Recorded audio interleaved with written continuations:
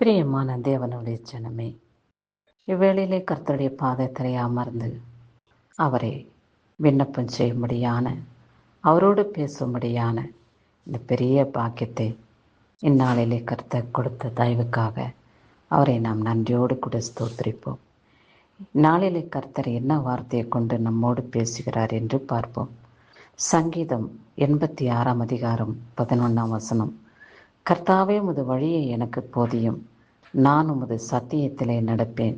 நான் உமது நாமத்திற்கு பயந்திருக்கும்படி என் இருதயத்தை ஒருமுகப்படுத்தும் என்று சொல்லப்பட்டுள்ளது.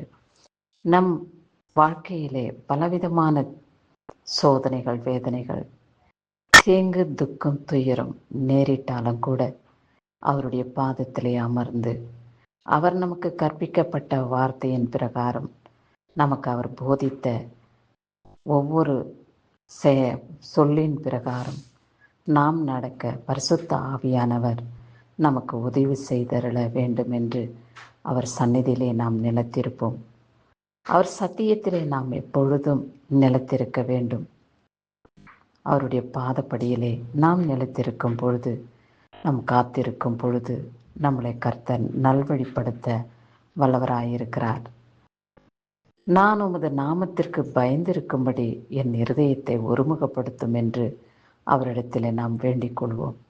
எத்தனை விதமான தீங்குகள், துக்கங்கள், துயரங்கள் நமக்கு நேரிட்டாலும் கூட, சஞ்சலங்கள், போராட்டங்கள், அவமானங்கள், நிந்தனைகள் நமக்கு வந்த போதிலும் கூட அவருடைய சத்திய பாதையை நாம் தவறாதபடி அவருடைய கிருபைக்கு காத்திருந்து அவருக்கு பயபக்திக்குரியவர்களாக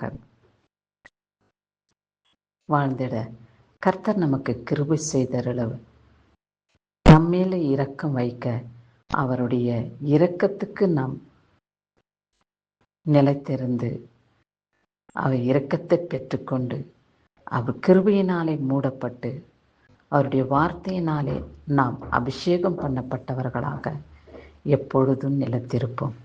சகோதரனே, சகோதரியே, இந்த வாழ்க்கை போராட்டத்திலே நாம் கடந்து வருகிறது கர்த்தருடைய கிருபையே. வாழ்க்கை போராட்டம் ஒரு ஜீவியமாக ஒவ்வொரு மனிதனுக்கும், கிறிஸ்து பிள்ளைகளுக்கு காணப்படுகிறது. வீணான நிந்தனைகள், வீணான சொல்கள், வீணான மனவேதனைகள் சாத்தான் நமக்கு நேரிடச் செய்வான். ஆனாலும் கூட சாத்தான் பிடியிலிருந்து நம்மளை விடுவிக்க வல்லவராயிருக்கிறார். அவருடைய பாதப்படியிலே அமர்ந்து, கர்த்தாவே, எனக்கு எந்த தீங்கும் வராதபடி, நான் உம்மை மறுதலிக்க கூடாதபடி இயேசு கிறிஸ்துவின் இரக்கமுள்ள நாமத்தினாலே எந்த சமயத்திலேயும் உமக்கு பயபக்திக்குரிய வாழ்க்கை வாழ, பயபக்திக்குரிய ஜீவனம் பண்ண நீர் எனக்கு உதவி செய்யும் ஆண்டவரே என்று அவரிடத்திலே நாம் விண்ணப்பம் பண்ணும் பொழுது அவ்விண்ணப்பத்தை கர்த்தர் கேட்டு நம்மை சத்தியத்தின் பாதையிலே, நீதியின் பாதையிலே கடந்து வர அவர் நமக்கு உதவி செய்வார். பரிசுத்த ஆவியானவர் நமக்குள்ளே கிரியை செய்ய, நம்முடைய ஜீவியத்திலே பரிசுத்த ஆவியானவர் நிலைத்திருக்க நாம் எப்பொழுதும் அவருடைய பாதப்படியிலே வாழும் பொழுது கர்த்தர் மகிமையாய் நம்மை வழி நடத்துவார், வல்லமையாய் நம்மை செயல்படுத்துவார். இதோ இந்த நாளிலே பிறந்த நாளையும் திருமண நாளையும் காண்கின்றவர்களை கர்த்தர் ஆசீர்வதித்து காத்து ரட்சித்துக் கொள்வாராக. அவருடைய மகிமுள்ள கரம் அவர்களை தாங்கும்படியாக, அவருடைய வல்லமுள்ள கரம் அவர்களை வழிநடத்தும்படியாக கர்த்தர் உங்களோடு கூட இருப்பாராக. உங்கள் தேவைகள் எல்லாம் கர்த்தர் பூர்த்தி செய்து உங்களை சந்தோஷப்படுத்துவாராக. நாம் அனைவரும் பிறந்த நாளையும் திருமண நாளையும் கொண்டாடுகிறவர்களுக்காக கர்த்தரிடத்திலே வேண்டிக் கொள்வோம். அவர்களுக்கு கர்த்தர் தீர்க்க ஆயுசு நாட்கள் கொடுத்தருள வேண்டும். அவருக்கு சாட்சியாய் ஒவ்வொருவரும் நிலைத்திருக்க வேண்டும் என்று அவரிடத்திலே நாம் அனைவருமாய் சேர்ந்து விண்ணப்பம் செய்வோம்.